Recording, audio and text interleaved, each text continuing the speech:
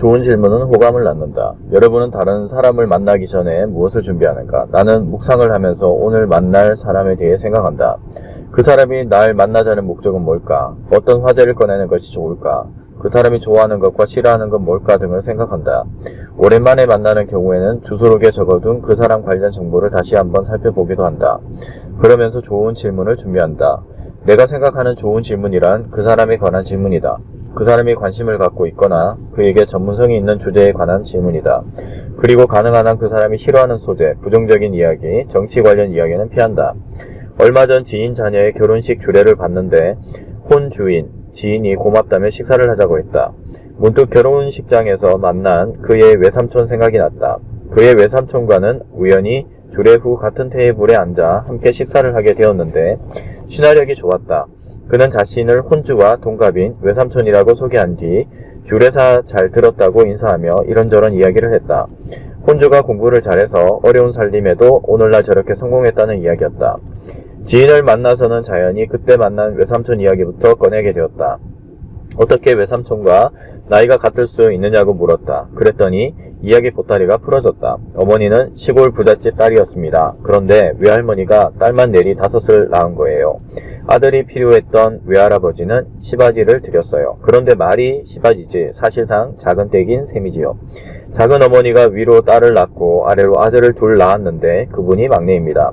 저와 동갑이라 중학교까지 같이 다녔어요. 호칭만 외삼촌이지 말도 놓고 친구처럼 지냈습니다. 한번 터진 이야기는 계속 이어졌다. 난 그분 집이 워낙 가난해 힘들게 공부해서 여기까지 온 사실은 알고 있었다. 그래서 외가는 부자인데 어떻게 그렇게 가난한 아버지와 결혼을 했나요? 라고 물었다. 이야기를 들으면서 또 다른 의문이 생긴 것이다.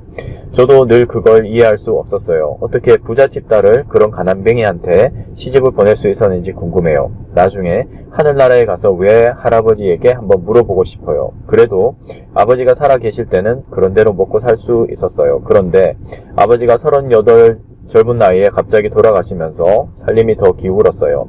아들 넷에 딸 하나를 남기고. 난 왜 돌아가셨느냐고 물었다. 정말 황당했어요. 시골에는 시제란 것이 있어요. 음력 10월에 5대 이상의 조상에게 제사를 지내는 것이지요. 그런데 시제 후 아버지가 갑자기 배가 아프다고 했다는 겁니다. 지금 생각하면 맹장염 정도 되었던 것 같아요. 무당을 불러 밤새 구슬했는데 굿이 끝난 후 바로 돌아가셨어요. 난 이렇게 맞장구를 쳤다. 개성이 고향인 소설가 박완서 씨 아버지와 똑같네요. 그분도 배가 아프다는데 병원을 가지 않고 구슬하는 바람에 돌아가셨답니다. 맹장염인 것 같았답니다. 박완서 씨 어머니가 무리해서 자식을 데리고 서울 유학을 간 것도 무지함이 사람을 잡는다는 걸 겪어보았기 때문이라네요. 질문은 질문을 낳는다. 질문을 하고 대답을 하면서 그분은 온갖 이야기를 다 털어놓는다.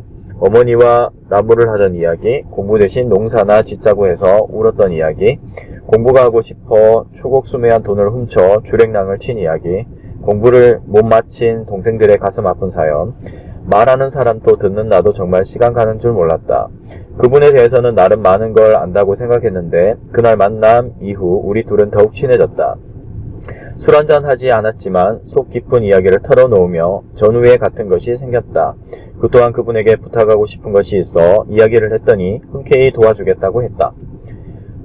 난 언젠가 소설을 쓰고 싶다는 소망을 갖고 있다. 박완서 씨처럼 자전적 소설을 쓰고 싶다. 그런데 내 주변에는 얘기거리가 별로 없다. 너무 평범하다. 그런데 문득 이 지인의 이야기를 들으면서 이분을 좀 더 인터뷰하면 박경리의 소설 토지 같은 걸 쓸 수 있지 않을까 하는 생각이 들었다. 소설을 쓰려면 정보 수집을 잘해야 한다.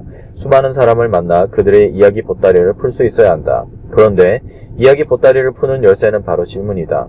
질문을 던지고 이야기를 들으면서 추가 질문을 던지고 잘 경청하고 반응을 하는 것이다. 무엇보다 질문을 주고받으면서 그와 친해진 것이 가장 큰 기쁨이고 소득이다.